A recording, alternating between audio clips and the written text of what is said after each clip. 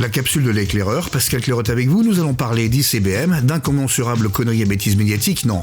Plus sérieusement, ICBM est l'acronyme anglais de Missile Balistique Intercontinental.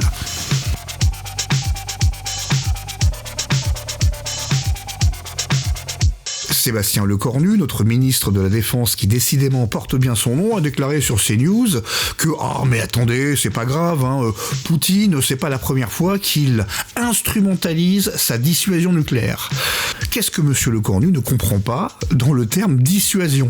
La dissuasion, ça consiste à empêcher quelqu'un d'agir par peur des conséquences qu'auront ses actes.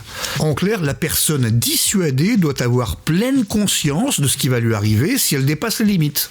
La dissuasion est par nature démonstrative, puisque l'on va montrer à l'adversaire les capacités dont on dispose, ainsi que l'étendue et la nature des conséquences auxquelles il s'expose. La dissuasion est également déclarative, puisque l'on va clairement exprimer à l'adversaire les conditions dans lesquelles les capacités dont on a fait la démonstration seront utilisées. La Russie a fait la démonstration qu'elle possédait un nouveau missile intermédiaire balistique, hypersonique à tête Mirvé.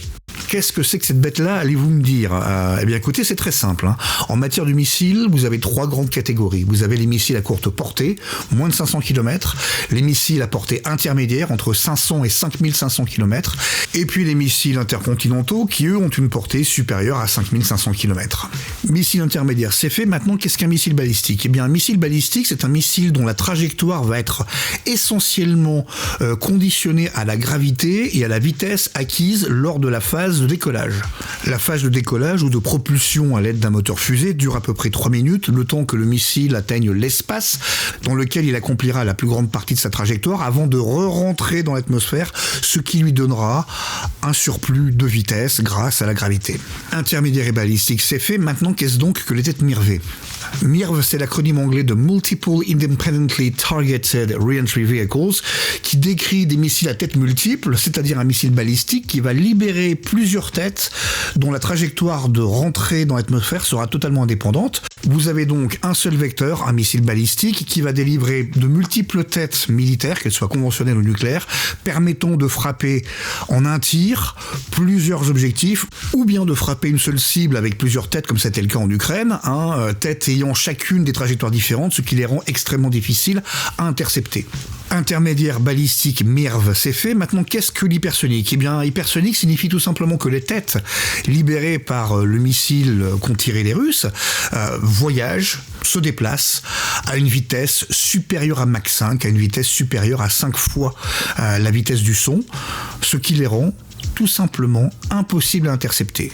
J'en vois déjà certains qui, férus de géopolitique, vont me dire « Oui, mais attends, en 87, il y a eu le traité sur les forces nucléaires intermédiaires qui a été signé. En théorie, les missiles intermédiaires, c'est interdit. » Oui, enfin, sauf que les États-Unis se sont retirés unilatéralement de ce traité en 2019, comme ils se sont retirés unilatéralement de tous les autres traités de sécurité mutuelle, ABS, etc. Le développement par la Russie de nouveaux missiles intermédiaires et des technologies hypersoniques est la réponse directe à l'élargissement de l'OTAN et à l'établissement par les Américains de bases de missiles dans des pays de l'Est tels que la Pologne, la République tchèque, la Roumanie. La Russie vient de faire la démonstration de capacités que l'Occident ne possède pas et contre lesquelles l'Occident n'a strictement aucune contre-mesure, et Vladimir Poutine vient de déclarer très clairement quelles étaient les lignes rouges, à savoir que tout pays qui autoriserait l'Ukraine à frapper avec des armes qui lui a fourni le territoire russe en profondeur s'exposera également à des frappes. Ce message, envoyé par missile intermédiaire, s'adresse exclusivement aux Européens et en particulier aux 2 plus bellicistes d'entre eux. J'ai nommé Emmanuel Macron, président de la République française, et Keir Starmer, Premier ministre anglais. Comme par hasard, la France et l'Angleterre sont les 2 seules puissances nucléaires du continent européen. Ce qui est très intéressant dans le message envoyé par la Russie est que la dissuasion ne se fait plus sur la base des armes nucléaires, ça on sait ce que ça fait, mais sur les vecteurs. Cela illustre un fait que l'on refuse de comprendre dans les capitales occidentales depuis bientôt 10 ans.